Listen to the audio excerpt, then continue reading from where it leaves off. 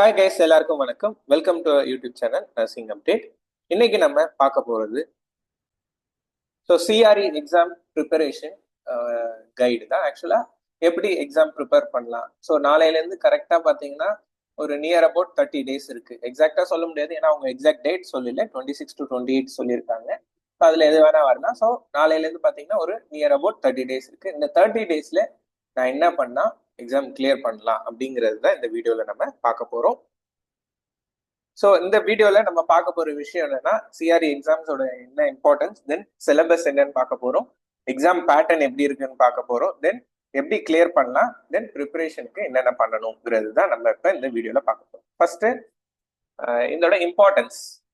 2025ல வந்த first major exam இதுதான்.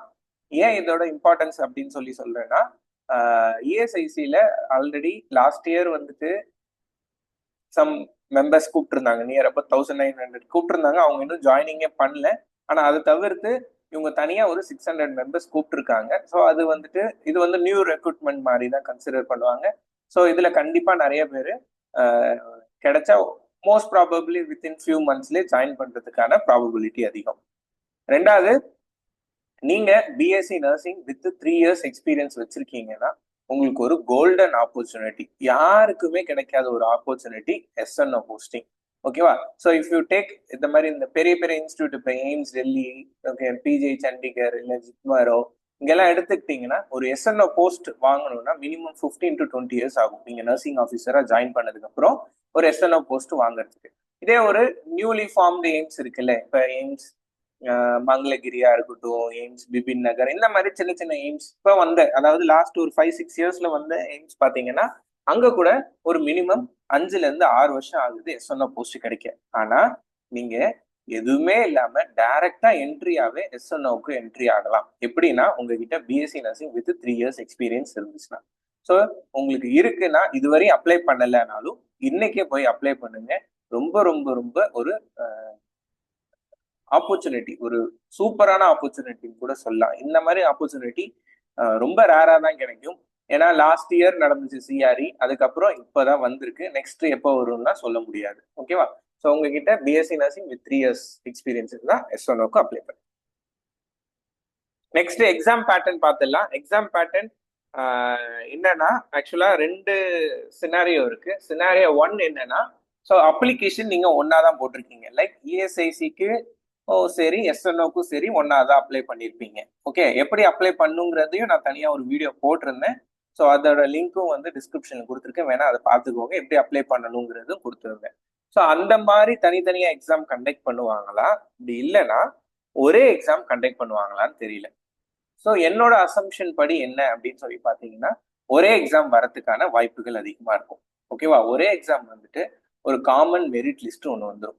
அந்த காமன் மெரிட் லிஸ்ட்ல அதுக்கப்புறம் நம்ம சூஸ் பண்ற மாதிரி வரும்னு நினைக்கிறேன். ஓகே, சூஸ் பண்ற மாதிரினா ஃபார் எக்ஸாம்பிள் நான் ரேங்க் நம்பர் 1 எடுத்திருக்கேன்னா நான் சூஸ் பண்ணலாம், எனக்கு இஎஸ்ஐசி வேணுமா இல்ல எனக்கு அந்த எஸ்என்ஓட இது இருந்துச்சு, குவாலிஃபிகேஷன் இருந்துச்சுன்னா நான் வந்துட்டு எஸ்என்ஓ சூஸ் பண்ணலாமா. அந்த மாதிரி வரதுக்கான வாய்ப்புகள் தான் அதிகமா இருக்கு. ஏன்னா அவங்க தனித்தனியா எக்ஸாம் கண்டக்ட் பண்றதுக்கான ப்ராபபிலிட்டி ரொம்ப கம்மி தான். ஏன் இது ஏன் நான் சொல்றேன், இதுக்கும் எக்ஸாமுக்கும் என்ன சம்பந்தம் அப்படின்னு சொல்லி கேட்டீங்கன்னா, இப்ப தனித்தனியா இஎஸ்ஐசிக்கு தனியா ஒரு எக்ஸாம், எஸ்என்ஓக்கு தனியா ஒரு எக்ஸாம்னா ப்ராப்ளமே இல்லை. ஓகே, ஏன் ப்ராப்ளம் இல்லைன்னா பிஎஸ்சி மட்டும்தான் இஎஸ்ஐசி, இல்ல ஜிஎன்எம் மட்டும்தான் இஎஸ்ஐசிக்கு, அவங்களுக்கு தனி பேட்டர்ன் இருக்கும். ஆனா எஸ்என்ஓ பேஸ்ட் எக்ஸாம்ஸ் மோஸ்ட்லி பாத்தீங்கன்னா இந்த மேனேஜ்மெண்ட், எஜுகேஷன், ரிசர்ச்ல இருந்து கொஸ்டின்ஸ் வரும். இப்ப சப்போஸ் நீங்க ஒரு காமன் எக்ஸாம் எழுதுறீங்க. காமன் எக்ஸாம்னா என்ன? ஏஎஸ்ஐசிக்கும் சரி எஸ்என்ஓக்கும் சரி ஒரே பேட்டர்ன்ல எக்ஸாம் வைக்க போறாங்கன்னா அப்ப என்ன ஆகும் பாத்தீங்கன்னா, உங்களோட கொஸ்டின் பேப்பர் பேட்டர்ன்ல மினிமம் ஒரு 5 to 10 MCQs வந்து இந்த ரிசர்ச், மேனேஜ்மெண்ட், எஜுகேஷன்ல இருந்து வரும். அது ரொம்ப ரொம்ப முக்கியமான ஒரு பாயிண்ட். நீங்க அதை ப்ரிப்பரேஷன் மோஸ்ட்லி நார்மலா நர்சிங் ஆஃபீஸருக்கு ப்ரிப்பேர் பண்றவங்க படிக்க மாட்டாங்க. ஆனா அது நீங்க படிச்சுதான் ஆகணும். படிச்சாதான் எஸ்என்ஓ போஸ்ட் கிளியர் பண்றதுக்கு உங்களுக்கு ப்ராபபிலிட்டி அதிகமா வரும். நெக்ஸ்ட் எக்ஸாம் பேட்டர்ன் ஆல்ரெடி அவங்க கொடுத்திருந்தாங்க. 75 கொஸ்டின் ஃப்ரம் நர்சிங் கொஸ்டின், அப்புறம் 25 MCQ ஃப்ரம் நான் நர்சிங் அப்படின்னு சொல்லி கொடுத்திருந்தாங்க. இது ஒரு பெரிய சேஞ்ச். யூஸ்வலா எய்ம்ஸ் வந்துட்டு எப்படி கொடுப்பாங்கன்னா 80 கொஸ்டின் நர்சிங்கும் 20 கொஸ்டின் நான் நர்சிங் தான் கொடுப்பாங்க. இப்போ அதையும் மாத்திருக்காங்க. 75 ஃப்ரம் நர்சிங், 25 ஃப்ரம் நான் நர்சிங். அப்படின்னா என்ன அர்த்தம்? போக போத எக்ஸாம் டஃபர் ஆகிட்டே தான் வருது. ஓகேவா? ஸோ நான் யூடியூப் ஸ்டார்ட் பண்ண காலத்துல இருந்து ஐ திங்க் ஒரு 1.5 இயர்ஸ் ஆகுது நான் யூடியூப் ஸ்டார்ட் பண்ணி. 1.5 வருஷமா நான் சொல்ற ஒரே ஒரு பாயிண்ட் தான், நான் நர்சிங் படிச்சாதான் நர்சிங் எக்ஸாம் கிளியர் பண்ண முடியும் அப்படிங்கிறது பாயிண்ட் நான் நிறைய வாட்டி ஸ்ட்ரெஸ் பண்ணியிருக்கேன். அதுதான் இங்கேயும் நடந்திருக்கு. Okay, so last time might be, இப்போ நெக்ஸ்ட் நார்செட் வரலாம். நார்செட்லையும் அந்த மாதிரி வரதுக்கான வாய்ப்புகள் இருக்கு. அது தெரியாது நம்மளுக்கு. அஃபிஷியல் நோட்டிபிகேஷன் வரட்டும், அதுக்கப்புறம் அதை பத்தி யோசிப்போம். இப்போதைக்கு நம்ம சிஆர்இ எக்ஸாம் மட்டும் பார்க்கலாம். நெக்ஸ்ட் எக்ஸாம் பேட்டர்ன் பார்த்தீங்கன்னா டைமர் வந்துட்டு மாறி இருக்கு. ஆக்சுவலா 90 மினிட்ஸ் தான், ஆனா என்ன செஞ்சிருக்காங்க, 20 MCQ டு பி ஃபினிஷ்ட் இன் 18 மினிட்ஸ்ன்னு சொல்லி லாஸ்ட் நார்செட்டே அப்படிதான் எடுத்துட்டு வந்தாங்க. அதே மாதிரி தான் இந்த சிஆர்இ எக்ஸாமும் நடக்கும். ஸோ இதுல என்ன பெரிய டிஃப்ரென்ஸ் இருக்கு? எஸ், டிஃப்ரென்ஸ் இருக்கு. என்ன டிஃப்ரென்ஸ் இருக்கு? நம்ம யூஸ்வலா என்ன செய்வோம், நம்மளுக்கு தெரிஞ்ச கொஸ்டினை ஃபர்ஸ்ட் எழுதிட்டு தெரியாத கொஸ்டினை லாஸ்டா எழுதுவோம். கரெக்டா? அப்படிதான் நம்ம இப்போ ஒரே எக்ஸாம் எழுதிட்டு இருக்கோம். ஆனா இந்த டைமர் இருந்ததுனால என்ன ஆகும்னா, அந்த கொஸ்டினை நீங்க அப்பயே எழுதுற மாதிரி இருக்கும். சப்போஸ் நீங்க அப்ப எழுதலைன்னா என்ன ஆகும்னா, அந்த நெகட்டிவ் மார்க்கிங் அதிகமாகும், இல்ல கொஸ்டின்ஸ் நிறைய விடுற மாதிரி எல்லாம் போகும். ஓகே, ஃபார் எக்ஸாம்பிள், இதுல மொத்தம் 5 செக்ஷன் இருக்கும். கரெக்டா? ஸோ செக்ஷன் 1ல நான் வந்துட்டு வெறும் 10 கொஸ்டின் தான் எழுதுறேன். செக்ஷன் 2லயும் 10 கொஸ்டின் தான் எழுதுறேன். டோட்டலா 5 செக்ஷன் சேர்த்து பாத்தீங்கன்னா நான் 50 கொஸ்டின் தான் எழுதியிருப்பேன். 50 கொஸ்டின் எழுதுனதுக்கு அப்புறம் நான் குவாலிஃபை ஆவேன்னா பாத்தீங்கன்னா நான் குவாலிஃபை ஆக மாட்டேன். ஓகேவா? எஸ். இதே சினாரியோ 2 ஒண்ணு, நான் ஃபர்ஸ்ட் இதுல 20, செகண்ட் இதுல 20 அப்படின்னு எழுதிட்டே போறேன். எல்லாத்துலயுமே 20 எழுதிட்டு போறேன். லாஸ்ட்ல மட்டும் 10 எழுதுறேன். அப்ப என்ன ஆகும், நான் 70 கொஸ்டின் எழுதியிருப்பேன். அப்பயும் நான் வந்துட்டு நான் குவாலிஃபைடு தான் ஆவேன். ஏன் அப்படின்னா எனக்கு நெகட்டிவ் மார்க்கிங் அதிகமா போகும். சினாரியோ 1ல ஏன் எனக்கு நாட் குவாலிஃபை ஆகிறேன், நான் நம்பர் ஆஃப் கொஸ்டின்ஸ் கம்மியா எழுதியிருக்கேன். சினாரியோ 2ல நான் ஏன் நான் குவாலிஃபை ஆகிறேன், நெகட்டிவ் மார்க்கிங் அதிகமாக கொடுத்துருக்கேன். ஓகேவா? ஸோ அதனால நீங்க இது ப்ராக்டிஸ் பண்ணிக்கோங்க. ப்ராக்டிஸ் பண்றதுன்னா என்ன அர்த்தம்னா, இப்ப நிறைய பேட்டர்ன், நியூ பேட்டர்ன் சேஞ்ச் ஆனதுனால நீங்க ப்ராக்டிஸ் எம்சிக்யூ ஆஸ் பாசிபிள். அதாவது உங்களால எவ்வளவு முடியுமோ அவ்வளோ எம்சிக்யூ ப்ராக்டிஸ் பண்ணுங்க. லைக் ஈவன் எங்களோட ஓன் ஆப்ல கூட நாங்க டைமர் வச்சு தனியா எடுத்துட்டு வந்திருக்கோம். அதுல இஃப் யூ வாண்ட் நீங்க என்ரோல் பண்ணிக்கலாம். அந்த டெஸ்ட் சீரீஸ்லயும் டெஸ்ட் சீரீஸ் வந்துச்சு 1 மந்த் 3 மந்த் பேக்கேஜ் அந்த மாதிரி இருக்கு. உங்களுக்கு ஃபர்தர் டீடைல்ஸ் வேணும்னா நம்பர் இந்த ஸ்கிரீன்ல கொடுக்குற அந்த நம்பருக்கு நீங்க வாட்ஸ்அப்போ இல்லை காலோ பண்ணலாம். அவங்க வந்து உங்களுக்கு கைட் பண்ணுவாங்க. ஓகே, ஸோ இந்த டெஸ்ட் சீரீஸ் பார்த்தீங்கன்னா, ஏன் டெஸ்ட் சீரீஸ் முக்கியம்? அப்பதான் உங்களுக்கு தெரியும் நம்ம என்ன எப்படி எழுதணும் எக்ஸாம்ஸை, எத்தனை கொஸ்டின் விடணும், எத்தனை கொஸ்டின் எழுதணுங்கிறது எல்லாமே எப்போ தெரியும்னா ப்ராக்டிஸ் பண்ணா மட்டும்தான் தெரியும். ஸோ அதனால ஏதோ ஒரு டெஸ்ட் சீரீஸ்ல என்ரோல் பண்ணிக்கோங்க. அது ரொம்ப ரொம்ப முக்கியம் உங்களோட எக்ஸாம் கிளியர் பண்றதுக்கு. ஓகேவா? நெக்ஸ்ட் ப்ரிப்பரேஷன் ஸ்ட்ராட்டஜிஸ் பார்த்துடலாம். ஸோ 3 விஷயங்கள் இந்த 30 நாள்ல பண்ண வேண்டியது. நம்பர் 1, ஒரு பர்ஃபெக்டான டைம் பிளான் போட்டு வச்சுக்கோங்க.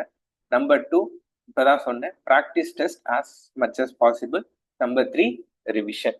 ஓகே, ஸோ டைம் பிளான்னா என்ன அர்த்தம், அனதர் ஒரு 30 டேஸ்ல ஒரு 25 டேஸ் ப்ரிப்பரேஷனுக்கு வச்சுக்கோங்க. லாஸ்ட் 5 டேஸ் கண்டிப்பா ரிவிஷன் பண்ணணும். ஏன் ரிவிஷன் பண்ணணும்? எக்ஸாம் யாரெல்லாம் கிளியர் பண்ணியிருக்காங்களோ அவங்களோட மோஸ்ட் இம்பார்ட்டன்ட் பாயிண்ட் பார்த்தீங்கன்னா அவங்க படிச்சதை ரிவைஸ் பண்ணியிருப்பாங்க. நம்ம நிறைய படிச்சிருப்போம், ஏதோ படிச்சிருப்போம், எப்பயோ படிச்சிருப்போம். 1 மாசத்துக்கு முன்னாடி கடையாலஜி படிச்சிருக்கலாம், இல்ல 15 நாளைக்கு முன்னாடி ஓபிஜி படிச்சிருப்போம். ஆனா எக்ஸாம் அப்ப இந்த பர்டிகுலர் தாட் நம்மளுக்கு மறந்துடும். ஓகேவா? ஸோ என்னடா அது நம்ம மறந்துடுச்சு, ஆனா நம்ம படிச்சிருக்கோமேன்னு சொல்லி யோசிச்சு நம்மளுக்கு எக்ஸாமினேஷன் ஹால்ல பயங்கர ஸ்ட்ரெஸ் தான் வரும். ஓகே, அது ப்ராக்டிக்கல் டிஃபிகல்ட்டி தான். அதை எப்படி ஓவர் கம் பண்ணலாம்? ஒண்ணுமே இல்லை, நீங்க என்ன படிச்சிருக்கீங்கிறத ஒரு வாட்டி ரிவைஸ் பண்ணாலே போதும். ஓகே, உங்களோட நோட்ஸோ புக்கோ எதுவோ ஒண்ணு உங்களுக்கு என்ன பிடிச்சிருக்கோ, ஆர் எந்த இதுல நீங்க படிச்சுட்டு இருக்கீங்களோ அதை நீங்க கடைசி 5 டேஸ் சும்மா உட்காந்து ரிவைஸ் பண்ணிட்டே இருங்க. என்ன பொறுத்தவரையும் நிறைய பேர் பண்ணாத ஒரு விஷயம் ரிவிஷன் மட்டும்தான். நீங்க ரிவைஸ் பண்ணாம போய் எக்ஸாம் எழுதுனீங்கன்னா நீங்க எக்ஸாம் கிளியர் பண்றது ரொம்ப ரொம்ப கஷ்டம். ஓகேவா? Next practice test. இதுவும் நான் ஆல்ரெடி சொல்லியிருக்கேன். நிறைய பேர் வந்துட்டு இது நம்ம படிச்சிருக்கோம், நம்மளுக்கு தெரியாததா அப்படின்னு சொல்லிட்டு தான் நிறைய பேருக்கு கான்ஃபிடன்ஸ் இருக்கு. தப்பு இல்லை கான்ஃபிடன்ஸ், ஆனா அது ஓவர் கான்ஃபிடென்ஸா இருக்கக்கூடாது. ஏன்னா நியூ பேட்டர்ன் கொஞ்சம் நீங்க எழுதி பார்த்துக்கோங்க. லைக் அதான் அந்த 20 கொஸ்டின் எப்படி நம்ம முடிக்கிறோம். 18 மினிட்ஸ் உங்களுக்கு டைம் அதிகமாக தான் இருக்கு. டைம் வந்து கம்மின்னு சொல்ல முடியாது. ஆனா எத்தனை கொஸ்டின் எழுதுறோம் அதுதான் மேட்டர். ஓகேவா? இப்போ ஒரு 20 கொஸ்டின் நீங்க 18 மினிட்ஸ்ல முடிக்க மாட்டீங்களான்னு கேட்டா முடிச்சிருவேன். கரெக்டா? எல்லாருக்கும் ஒரு காமனான ஒரு பாயிண்ட் தான். 18 மினிட்ஸ்ல நான் முடிச்சிருவேன் 20 கொஸ்டின். இதுக்கு ஏன் நான் வந்து டெஸ்ட் சீரிஸ் என்ரோல் பண்ணணும்? தப்பு இல்லை, நீங்க முடிச்சிருவீங்க தான். ஆனா அந்த 20 கொஸ்டின்ல எத்தனை கொஸ்டின் எழுதணும், எத்தனை கொஸ்டின் எழுதக்கூடாது, அதெல்லாம் எப்போ உங்களுக்கு தெரியும்? ஒன்ஸ் நீங்க எக்ஸாம் எழுதும் போது தான் தெரியும். ஓகேவா? ஸோ நீங்க ஃபார் எக்ஸாம்பிள் ரொம்ப சிம்பிள் வேர்ட்ல சொல்ல போனா, எனக்கு பைக் ஓட்டுறதுக்கு நான் வந்துட்டு வீடியோ பார்த்துருக்கேன், புக்கில் படிச்சிருக்கேன், ஓகேவா, நான் ஓட்டிடுவேன் அப்படின்னு நினைச்சிட்டு இருக்க முடியாது. கரெக்டா? நீங்க ஒன்ஸ் ஓட்டினாதான் அதோட டிஃபிகல்ட்டி தெரியுது இல்லை? அதனாலதான் நான் சொல்றேன், நீங்க ப்ராக்டிஸ் பண்ணுங்க எம்சிக்யூஸ். உங்களுக்கு அப்பதான் வந்துட்டு அதோட டிஃபிகல்ட்டிஸ் தெரியும். எப்படி நம்ம என்ன தப்பு பண்ணோம், ஏன் நம்மளுக்கு வந்து மார்க்ஸ் கம்மியாச்சு, ஓவரால் மார்க் ஏன் இவ்வளவு கம்மியா வந்திருக்கு, அந்த மாதிரி விஷயங்கள்லாம் எப்போ உங்களுக்கு தெரிய வரும்னா ஒன்ஸ் நீங்க ப்ராக்டிஸ் பண்ணதுக்கு அப்புறமா தான் தெரியும். அதனாலதான் ஏதோ ஒரு நெசசரி கிடையாது, நம்ம கிட்டதான் வந்துட்டு டெஸ்ட் சீரிஸ் என்ரோல் பண்ணுன்ட்டு நீங்க எங்கேயாவது டெஸ்ட் சீரிஸ் படிச்சுக்கோங்க. அதை பத்தி எனக்கு ஒரு இஷ்யூஸும் இல்லை. ஆனா practice MCQs as much as possible. ஓகேவா? ஸோ இந்த ஸ்க்ரீன்ல வர நம்பருக்கு நீங்க காண்டாக்ட் பண்ணீங்கன்னா அவங்க டெஸ்ட் சீரிஸ் விதமான எல்லா டீட்டெயில்ஸும் கொடுப்பாங்க. தென் எப்படி எழுதணுங்கிறதும் கொடுப்பாங்க. ஓகேவா? Then one of the most important point நான் இங்க ஸ்ட்ரெஸ் பண்றது, ஆல் ஓவர் இந்தியா நம்ம கிட்ட மட்டும்தான் டெஸ்ட் சீரிஸ் இருக்கிறதுலே ரொம்ப ரொம்ப சீப் அண்ட் பெஸ்டா இருக்கும். நீங்க வேணா ஒன்ஸ் நீங்க ட்ரை பண்ணி கூட பாருங்க. Next, how to clear. நான் ஆல்ரெடி ஃபர்ஸ்டே சொன்னது தான், importance to auxiliary nursing subjects கொடுக்கணும், நான் நர்சிங் சப்ஜெக்ட்ஸ் கொடுத்தாகணும். ஏன்னா உங்களுக்கு 25 மார்க்ஸ் வரப்போகுது. ஓகேவா? ரெண்டாவது, ப்ராக்டிஸ் நான் nursing questions and nursing questions also. ஓகேவா? என்ன நான் நர்சிங் கொஸ்டின்ல நான் என்ன படிக்கணும் அப்படின்னு சொல்லி கேட்கலாம். நான் நர்சிங் கொஸ்டின்ல என்ன படிக்க போதும் அப்படின்னு சொன்னீங்கன்னா, ஸோ எய்ம்ஸ் இதுவரையும் பார்த்தீங்கன்னா அந்த ஃபார் எக்ஸாம்பிள் நார்செட்டா இருக்கட்டும், எந்த ஒரு எக்ஸாம் கண்டக்ட் சிஆர்இயா இருக்கட்டும், அவங்க கண்டக்ட் பண்ண எல்லா எக்ஸாம்ஸ்லயுமே நான் நர்சிங் கொஸ்டின்ஸ் ஒரு 20 தான் வந்திருக்கு. இந்த வாட்டி தான் எக்ஸ்ட்ராவா 25 வருது. கரெக்டா? அந்த 20 கொஸ்டின்ல மேக்சிமம் நம்பர் ஆஃப் கொஸ்டின்ஸ் எங்கேருந்து வந்திருக்குன்னு பார்த்தீங்கன்னா ஜிகேல இருந்து நிறைய வந்திருக்கு. GK plays a major role in your MCQ point. ஓகேவா? ஸோ அப்ப நீங்க என்ன செய்யணும், ஜிகேல எவ்வளவு கான்சென்ட்ரேட் பண்ண முடியுதோ அவ்வளோ கான்சென்ட்ரேட் பண்ணுங்க. ஸோ ஃபார் எக்ஸாம்பிள் ஜிகேல எனக்கு தெரிஞ்ச சில விஷயங்கள் இப்ப என் மைண்ட்ல வரது சொல்றேன். நான் வேணா தனியா வீடியோ கூட போடுறேன். ஃபார் எக்ஸாம்பிள் இது அந்த கேல் ரத்னா அவார்ட் யாருக்கு கொடுத்தாங்க, ஓகே, தென் இப்ப அந்த பத்மபூஷன், பாரத் ரத்னா, அந்த மாதிரி அவார்ட்ஸ் எல்லாம் இப்ப வந்துட்டு இருக்குல்ல. ஸோ அதெல்லாம் யாருக்கு கொடுத்தாங்க அப்படிங்கறதெல்லாம் கூட எம்சிக்யூஸ் வரலாம். தென் ஆஸ்கார் நாமினேஷன் என்னென்ன போயிருக்கு. ஓகேவா? ஸோ இந்த மாதிரி கொஷின்ஸ் எல்லாம் வந்துட்டு எம்சிக்யூஸ் வரதுக்கான வாய்ப்புகள் அதிகம். So in GK. மற்றபடி நான் நர்சிங் சப்ஜெக்ட்ஸ் என்னென்ன இருக்குங்கிறது உங்களுக்கு தெரியும். ஓகே, ஸோ அதை எப்படி படிக்கணும், எப்படி கிளியர் பண்ணுங்கிறத நான் ஆல்ரெடி நிறைய வீடியோ போட்டிருக்கேன். அப்படி இல்லைனாலும் மேமும் வந்து சொல்லி கொடுத்துட்டு தான் இருக்காங்க. நாங்கள் அதை நீங்க அப்படி கூட ஃபாலோ பண்ணிக்கலாம். ஓகே, ஸோ சப்போஸ் உங்களுக்கு நான் நர்சிங் எம்சிக்யூஸ் மட்டும் வேணும், இல்லை நான் நர்சிங் சப்ஜெக்ட்ஸ் மட்டும் வேணும்னாலும் அதுக்கும் வந்துட்டு we have a package. Okay, so வேற எங்கேயுமே வந்துட்டு இந்த மாதிரி ஆப்பர்ச்சுனிட்டிஸ்லாம் கிடைக்காது. ஸோ உங்களுக்கு 1 மந்த்துக்கு வந்து பார்த்தீங்கன்னா வெறும் 1500 rupees மட்டும்தான் நான் நர்சிங் சப்ஜெக்ட்ஸு உங்களுக்கு ரெக்கார்டிங் கொடுத்துருவோம். ரெக்கார்டிங்ஸ்ல வந்துட்டு உங்களுக்கு ரீசனிங், ஆப்டிடியூட் ரெண்டுமே இருக்கும். அதுல நியர் அபவுட் ஒரு 15-16 ரெக்கார்டிங்ஸ் இருக்கு. சரியா? ஸோ அதுல உங்களுக்கு என்னென்ன படிக்கணும், எப்படி படிக்கணும், என்ன சம்ஸ் எப்படி வரும், எல்லாமே வந்துட்டு உங்களுக்கு தமிழ் எக்ஸ்பிளனேஷனோட கொடுத்துருக்காங்க. உங்களுக்கு ரெக்கார்டிங்ஸ் அன்லிமிட்டெட் ஆக்சஸ் தான். நீங்க அந்த 1 மந்த்துக்குள்ள எத்தனை வாட்டி வேணா பார்த்துக்கலாம். ஸோ அதுக்கும் வந்துட்டு உங்களுக்கு டீட்டெயில்ஸ் தெரியினாலும் சேம் அதே மொபைல் நம்பர் தான் நான் கொடுத்துருக்கேன். ஸோ அந்த மொபைல் நம்பருக்கு கான்டாக்ட் பண்ணுங்க. They will guide you. ஓகேவா?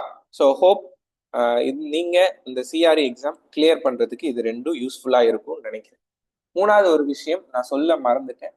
ப்ரிப்பரேஷன் ஏன் இந்த 30 days மட்டும் இல்லை, நெக்ஸ்ட் ஒரு 30 days நீங்க சேர்த்தே கூட பண்ணிக்கோங்க. ஏன்னா அடுத்தது கையோட கையா நார்செட் வந்துருச்சு.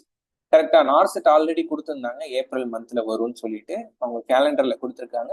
மோஸ்ட்லி இந்த பிப்ரவரியில அவங்க இது கொடுப்பாங்க, ஷெடியூல் கொடுப்பாங்க எப்போ அப்ளிகேஷன் ஓப்பன் பண்றோம் அப்படிங்கிறதுலாம்.